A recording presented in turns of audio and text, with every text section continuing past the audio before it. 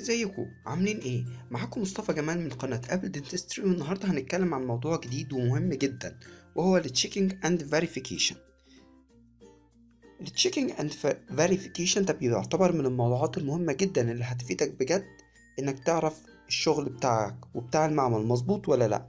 لان في الاول وفي الاخر المريض لو الشغل مش مظبوط او كان في مشكلة في الشغل هيجي يحاسبك انت، مش هيروح يحاسب المعمل. والمعمل لو عرف انك مش فاهم هو بيعمل ايه، اسمح لي اقولك انه هيستغلك وهيستغفلك، وفي كل مرة هيعمل لك شغل اي كلام وانت تاخد منه وتعمل سيمنتيشن وفاكر انك انت كده بتكسب. لكن الحقيقة كل ده جاي على سمعتك انت كدكتور اسنان. واللي بيثبت نجاحك بجد كدكتور اسنان هو انك تكون بتفهم بجد في كل حاجة بتعملها للمريض وبتقدمها له مهما كانت صغيرة. والمعمل بيعملك شغل، او شغل المعمل ليه تأثير في نجاحك كدكتور أسنان. أنا عن نفسي بعتبر إن شغل المعمل بيمثل 90% من نجاحك كدكتور أسنان، لأن مهما كان شغلك رائع وتحفة وبتتدرب كتير وبتاخد كورسات كتير وبتعمل شغل رائع جدا للمريض، لو كان في أي ديفكت ولو بسيط في شغل المعمل، ده هيضرك أنت وهيضر سمعتك، وهيفضل المعمل اللي أنت بتتعامل معاه بيقدم لك نفس الشغل بنفس الديفكتس. طيب وليه تكلف نفسك سمعتك وتكلف البيشنت فلوس عشان مش بتراجع ورا المعمل، ويبقى المعمل طالع من الليلة دي كلها كسبان على قفاك وعلى قفا المريض اللي بيجيلك؟ بس ده ما يخليناش في كل مرة نرجع ونقول الغلطة غلطة معمل، لأن أحيانا شغل المعمل بيكون تمام وبتكون المشكلة في شغلك أنت. وعشان كده النهاردة هنتكلم عن التشيكينج اند فيريفيكيشن عشان نفهم بالظبط ايه المشاكل اللي عندنا، او ايه المشاكل اللي ممكن تكون جاية من المعمل، والمشاكل اللي ممكن تكون نتيجة لشغلنا احنا. اول حاجة لما بيجيلك البيشنت بعد مرحلة البريباريشن وجاي دلوقتي هنتكلم سواء في مرحلة الترايل او في مرحلة السيمنتيشن. اول حاجة بتعملها انك انت بتبتدي تشيل التمبر ريستريشن او التمبر كراون اللي محطوط عشان تبتدي تعمل مرحلة التراي ان.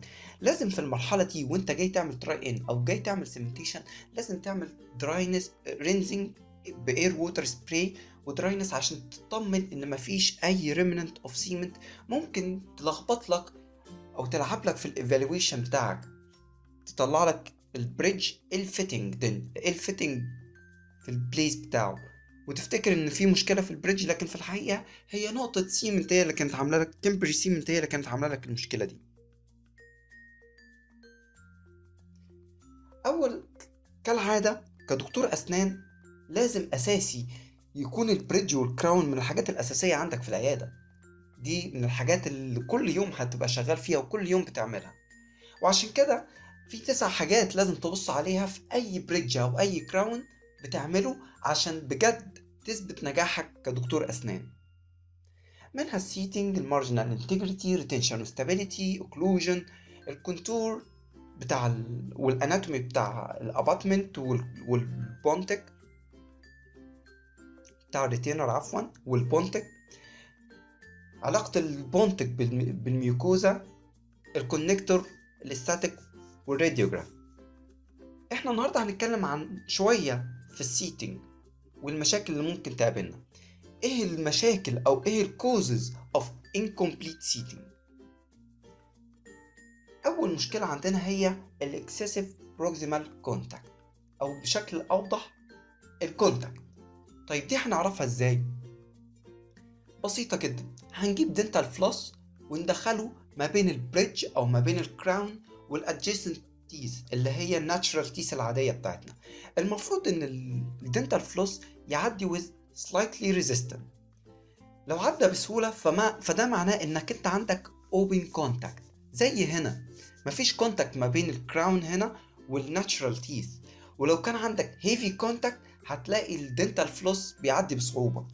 طيب تمام، ده كلام نظري، انا ازاي هعيش الكلام ده في عيادتي؟ بسيطة، هتجيب الدنتال فلوس عادي جدا في بق البيشنت. انت مش عارف التكتايل سنسيشن، طب هتعرفها ازاي؟ هتجيب الدنتال فلوس عادي جدا وفي بق البيشنت تشوف اي two adjacent natural teeth في ما بينهم كونتاكت مظبوطة، وتدخل وتشوف وتحس التكتايل سنسيشن بتاعت الدنتال فلوس وهو بيعدي ما بين التو ناتشرال تيث عشان تشوف الكونتاكت الحقيقية الصح. مع الوقت هتلاقي نفسك حاسس بيها ما بين كل بيشنت والتاني، هتبتدي تحس بيها وعلى طول هتدخل تجرب. يبقى اتفقنا ان احنا اول حاجة هنعملها ان احنا هنمسك الدنتال فلوس وندخله في الكونتاكت ما بين ناتشرال تيث عادية جدا عشان احس دخول وخروج الدنتال فلوس، عشان لما اجي اعمله واجربه مع كراون زي اللي قدامنا هنا ابقى عارف وحاسس واشوف نفس الاحساس موجود ولا لا، عشان اعرف اذا كانت الكونتاكت مظبوطه ولا لا. تمام. طيب احنا كده هيبقى عندنا احتمالين زي ما احنا شايفين في الصوره دي، يا اما مفيش كونتاكت اصلا هنا، يا اما في اكسسيف كونتاكت. طيب لو عندي اكسسيف كونتاكت في الميتال، في الاول ميتال ريستوريشن، اعمل ايه فيها او ازاي هعرف النقطه دي هي اللي فيها اكسسيف كونتاكت؟ انا عرفت ان في اكسسيف كونتاكت بالدنتال فلوس، تمام. ازاي دلوقتي اعرف ان في اكسسيف كونتاكت في البوينت دي؟ في 3 طرق. اول حاجه انك انت تاخد الشغل من المعمل مات سيرفيس، يعني unpolished سيرفيس، يعني يجي لك وهو مش عامل فينيشنج للسيرفيس بتاع او البوليشنج سيرفيس بتاع الكراون بتاعك، بحيث انك انت اول ما تحطه لو كان في تايت كونتاكت، الكونتاكت المات دي هتلاقيها بقت شايني، هتعمل لك شايني سبوت زي ما احنا شايفين في الصوره دي. وطبعا ده نادر لما بيحصل، هو غالبا المعمل هيبعت لك البوليشنج سيرفيس جاهز على طول. طيب في حاجه تانية اسمها كويك دراينج ماركينج ليكويد. ايه قصتها دي؟ دي عباره عن ماده بندهنها على السيرفيس ونشوف ونحط البريدج بتاعنا او الكراون بتاعنا ونشوف اذا كان حصل فيه سكراتش ولا لا. لو حصل فيه سكراتش خلاص. برضو الطريقه دي موجوده في الكتب محدش بيستخدمها. امال ايه الطريقه اللي احنا هنستخدمها؟ مبدئيا كده احنا في كل ديفكت هنقول على طريقه عملي اللي احنا هنستخدمها في العيادة عندنا. مش هنقعد نتكلم كتير في الطرق اللي موجودة في المراجع الكتير اللي ملهاش اي 30 لازمة وما فيش اي دكتور فتح عيادة تحت السلم حتى هيعملها. هنحاول دايما نوصل للطرق البسيطة، وهي الارتكليتنج بيبر. تحط هعمل ايه بالارتكليتنج بيبر؟ تحطها ما بين الكراون او البريدج بتاعك وما بين الناتشورال تيث زي الصورة دي. في الصورة اللي فوق على الشمال لو شايف دي articulating paper محطوطة ما بين two adjacent teeth. هنا هو بس كان بيجرب الكونتاكت ما بين الكراونز قبل ما يعملها soldering، بس دي نفس الفكرة. هنعتبر ان ده كراون عادي ودي natural teeth، بيحطهم جنب، بيحط الارتكليتنج بيبر ما بينهم ويروح مدخل الكراون ويبص ويشوف.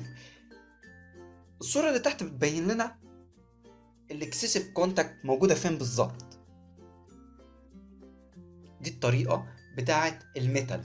طيب هنصلحها ازاي وهنحل المشكلة دي ازاي؟ مبدئيا كده لازم تدرب نفسك وتبقى عامل حسابك ان مش كل ديفكت يبعتهولك المعمل تروح باعت للمعمل معلش في مشكلة هنا شوف لي ايه المشكلة ايه. المعمل مش هيشوف مشاكل، المعمل مش كل اللي هيعمله لك المعمل هيقعد يعمل اي حاجة، ومش بعيد اصلا ما يعملش حاجة ويبعت لك نفس الشغل هو ويقول لك اه انا صلحت لك المشكلة، ده كان في مشكلة مش عارف فين وانا صلحتها لك. انما في الحقيقه مش هيحل لك اي مشاكل موجوده.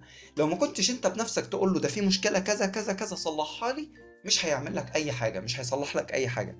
فلازم تتعلم وتبقى فاهم المشكله فين. طيب هنا احنا قلنا المشكله ان في هيفي او اكسسيف كونتاكت في بروكسيمال كونتاكت هنا. طب هنعالجها ازاي؟ قال لك عن طريق حاجه اسمها رابر ويل. الرابر ويل دي لو الناس بتشتغل ستانلس ستيل كراون في البيدو وبيعمل ستانلس ستيل كراون هيبقى عارفها اكيد. ودي بتستخدم علشان نقلل السيكنس او نبرد شويه من البروكسيمال سيرفيس بتاع الكراونز. الستانلس ستيل كراون بتستخدم الرابر ويل، بتستخدم في انك تظبط بحيث انك تعمل تريمينج للكراون بتاعك. بالبلدي قوي تأيف الكراون بتاعك بالبلدي قوي. طيب ليه ما استخدمش الستون العادية بتاعتي اللي انا استخدمتها وانا بعمل ريدكشن؟ لو عملت كده هتعمل برفوريشن في الميتال سواء ده كراون او ميتال تراين. تمام. تاني نقطة هنتكلم عنها وهي excessive tightness في البورسلين. دي ازاي هنلاقيها؟ ازاي هنطلعها؟ قالك عن طريق حاجتين، يا اما ريد بنسل ودي برضو مش هنعملها، مش كلنا هنعملها، يا اما ثين ارتكليتنج بيبر. طيب عرفنا طريقة الثين ارتكليتنج بيبر هنعملها ازاي، ولقينا هيفي كونتاكت هنعمل ايه، هنحلها ازاي؟ قالك عن طريق حاجة اسمها سلندريكال ستون. خلي بالك وانت شغال بتبرد في البورسلين، خليك واحدة واحدة وبسيط وبالراحة، لأن في احتمالية كبيرة جدا إنك أنت وأنت بتشيل البورسلين يتكسر منك، لأن المعمل بيكون حاطط لك سيكنس ما ينفعش تقل عنه، ولو قلت عنه البورسلين بيبقى بريتل، بيبقى unsupported، وبالتالي هيتكسر. دي صورة بتورينا وهو حاطط بعد ما حط الارتكليتنج بيبر، هنا دي ارتكليتنج بيبر الحمرا دي، وهو بيشوف الكونتاكت الاكسسيف كونتاكت موجوده فين، بروكسيمال كونتاكت موجوده فين. تمام، دي صوره بيشرح برضو. تمام. طيب افرض انا كان عندي اوبن كونتاكت، مفيش كونتاكت اصلا، طب نصلحها ازاي؟ قال لك في النقطة دي هنختلف شوية، دي مش هنقدر احنا نعملها كدكاترة اسنان، وقتها هنبعت للمعمل ونقول له يعمل لنا ايه. هنبعت للمعمل نقول له ان احنا عندنا ديفكت، مفيش كونتاكت ما بين الاسنان، عايزين نزود في البروكسيمال سيرفيس هنا شويه ميتال او بورسلين على حسب. طيب لو ميتال هيزود لك ميتال نوعه ايه؟ سولدرينج الوي ميتال. ايه السولدرينج الوي؟ اشمعنى سولدرينج الوي ميتال؟ ليه يعني اشمعنى الماده دي؟ ليه السولدرينج الوي؟ لانه ما ينفعش يستخدم البيرنت الوي. ايه هي اصلا البيرنت الوي؟ اللي هي اتعمل منها الكراون بتاعك. طيب ليه؟ لانه لو عمل وضاف الديفكت ده ببيرنت الوي، فده معناه ان هو هيسخن بدرجة حرارة نفس درجة حرارة الكراون نفسه اللي معمول. معنى كده ان في احتمالية كبيرة جدا ان يحصل لك ديستورشن في الكراون بتاعك وفي المارجن بشكل عام. عشان كده بنستخدم السولدرينج الوي، لانها بتكون ليها ميلتنج بوينت اقل من البيرنت الوي، وبالتالي هنظبط الكونتاكت من غير ما يحصل اي ديستورشن عندي في الاول ميتال ريستوريشن.